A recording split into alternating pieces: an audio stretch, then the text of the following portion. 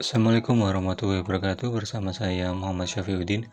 Kali ini saya akan membuat video tentang antarmuka peralatan elektronik digital.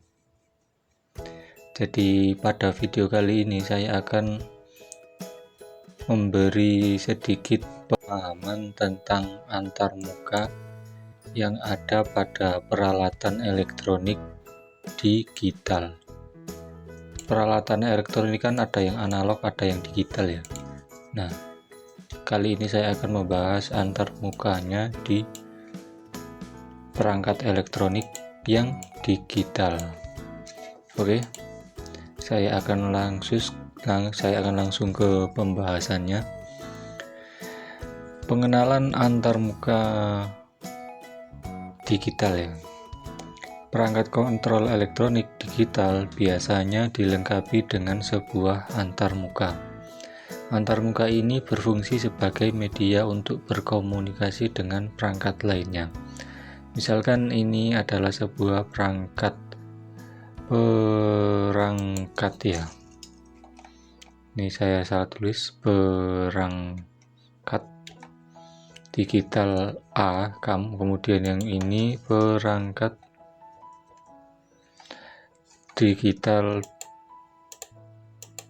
yang ini misalkan perangkat digital A dan ini misalkan perangkat digital B. Nah, ini perangkat digital B ini akan dikomunikasikan dengan perangkat A.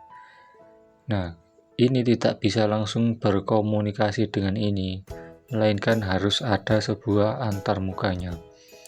Jadi kalau sebuah perangkat elektronik tidak ada antarmukanya, berarti dia tidak bisa berkomunikasi dengan perangkat elektronik yang luar. Seperti ini ya. Jadi ini ilustrasinya. Oke, saya akan lanjut ke karakteristik antarmuka digital ya. Karakteristik antarmuka komunikasi digital. Nah, karakteristik ini yang antarmuka dibedakan menjadi karakteristik berdasarkan pengiriman jumlah data, yaitu satu persatu atau berkelompok, atau yang sering disebut serial atau paralel. Kemudian ada juga karakteristik berdasarkan arah pertukaran data, atau kadang bisa disebut, atau kadang yang sering disebut simplex, bisa juga disebut full duplex atau juga half duplex. Kemudian ada juga karakteristik berdasarkan ritme waktu pengiriman data, ritmenya sinkron atau asinkron. Nah, untuk lebih menjelaskan tentang apa itu ini, mungkin saya akan jelaskan lewat gambar ya. Jadi kalian tidak bingung apa itu karakteristik di antarmuka alat digital. Yaitu yang pertama, karakteristik berdasarkan pengiriman jumlah data satu persatu atau berkelompok.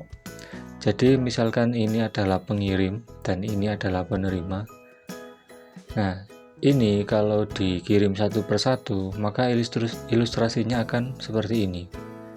Dia akan mengirim satu persatu dalam satu waktu ya. Jadi tidak bisa langsung semua seperti ini. Jadi harus satu-satu. Kalau yang ini adalah berkelompok. Pengirimannya langsung 8 data ya.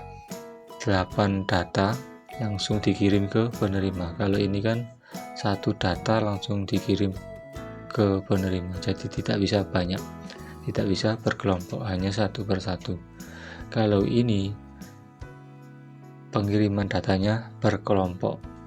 Nah, kalau satu persatu ini biasanya di umumnya pengiriman data satu persatu disebut pengiriman serial.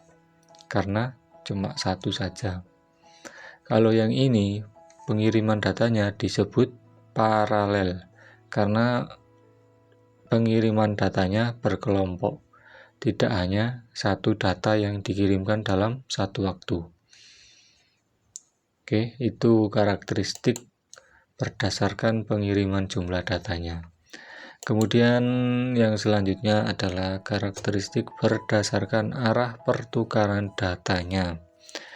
Nah, ini ada simplex, full duplex, dan half duplex. Kalau simplex itu hanya perangkat A yang difungsikan sebagai pengirim dan hanya perangkat yang lain yang difungsikan sebagai penerima. Jadi hanya dapat mengirim ke satu arah ini saja. Itu namanya simplex. Kalau full duplex bisa diarahkan ke sini, bisa diarahkan ke sini. Dan jalurnya berbeda antara arah ke sini dan arah ke sini.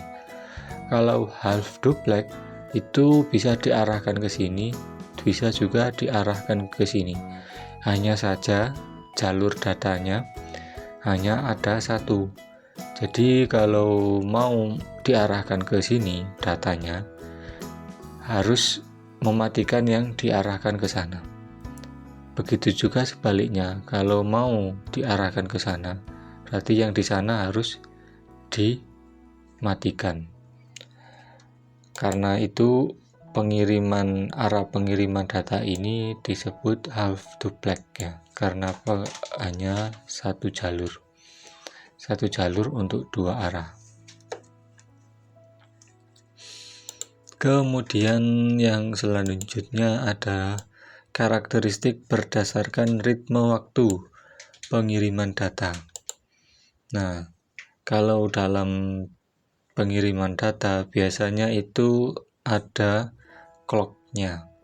Nah, clock ini berfungsi untuk sebagai penghitung waktu ya, biar data yang di sini bisa terukur. Nah, kalau di sini ada yang namanya sinkron dan ada yang namanya asinkron. Nah, kalau sinkron itu dia menggunakan jalur seperti ini ya. Jadi ada jalur kabelnya seperti ini. Nah, ini untuk mencocokkan ritme waktunya ya, sehingga tidak salah jalur ini. Kalau yang asinkron dia tidak memiliki jalur. Sebagai gantinya dia memiliki clock internal di masing-masing alatnya. Nah, kalau yang asinkron itu biasanya memiliki baud rate ya.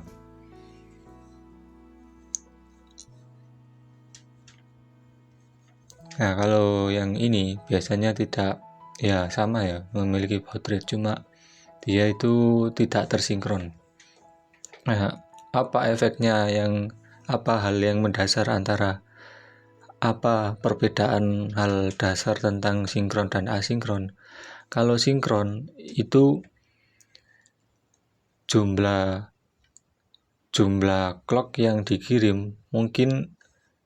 Kalau sinkron, jumlah clock yang dikirim itu pasti sama dengan jumlah clock yang diterima. Nah, sedangkan kalau yang asinkron, biasanya jumlah clock yang dikirim bisa berbeda dengan yang diterima. Itulah mengapa disebut asinkron, karena tidak sinkron antara pengirim dan penerima.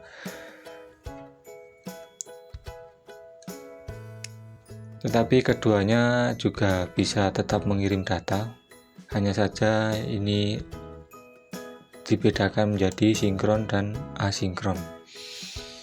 Oke, mungkin ini terkesan membingungkan ya, yang sinkron dan asinkron.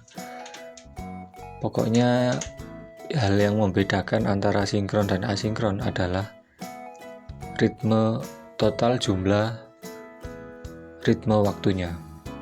Kalau ini bisa, kalau 100, yang ini pasti jumlahnya 100. Kalau yang ini, kalau jumlahnya 100, yang ini bisa jadi tidak 100, bisa 90, bisa jadi 80, atau yang lainnya.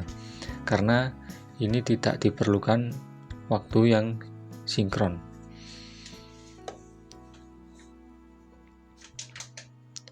Oke, mungkin itu saja video tentang antarmuka peralatan elektronik digital ya. Kurang lebihnya saya mohon maaf apabila ada salah-salah kata atau salah-salah penulisan. Mungkin nanti saya akan membuat video tentang prakteknya ya dari antarmuka ini. Atau mungkin saya bisa buat video tentang contoh penerapan dari ini ya, antarmuka ini ya. Bisa lewat itu sih, bisa lewat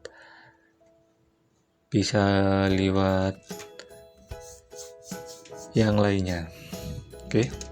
Jangan lupa subscribe dan like agar saya lebih semangat dalam membuat video-video selanjutnya.